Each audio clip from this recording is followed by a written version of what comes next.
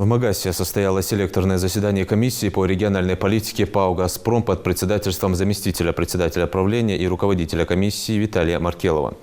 Обсудили ход реализации программы развития газоснабжения и газификации Ингушетии на период с 2021 по 2025 годы, в рамках которой предусмотрено строительство 2 объектов газоснабжения общей протяженностью 61 километр. Газопровод между станциями Назрани и Кантышево и межпоселковый газопровод, затрагивающий обширную горную часть между селами Джайрах и Таргим. Согласно данным «Газпрома», оба объекта уже включены в федеральную информационную систему территориального планирования 2021 года и находятся в стадии реализации. Это позволит продолжить газификацию населенных пунктов Назрановского и Джайрахского районов, а также подключение жилых домов в ранее газифицированных населенных пунктах. Кроме того, в ходе дистанционного совещания стороны обсудили вопросы безопасной эксплуатации газового оборудования и ускоренной догазификации населенных пунктов.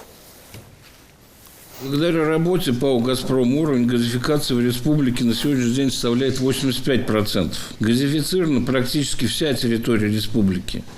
Осуществляется бесперебойное газоснабжение региона. Тем не менее, на территории республики остаются объекты, которые требуют обязательной газификации в силу своей удаленности, а также социальной значимости.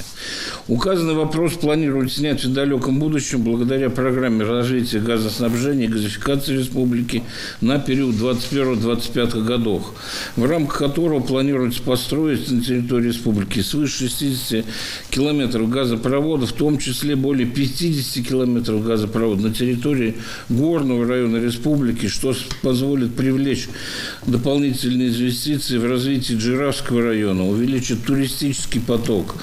У нас наконец-то получит газовое снабжение детский лагерь РЗИ. Также руководством республики уделяется большое внимание по реализации программы ускоренной догазификации населения пунктов без привлечения средств граждан.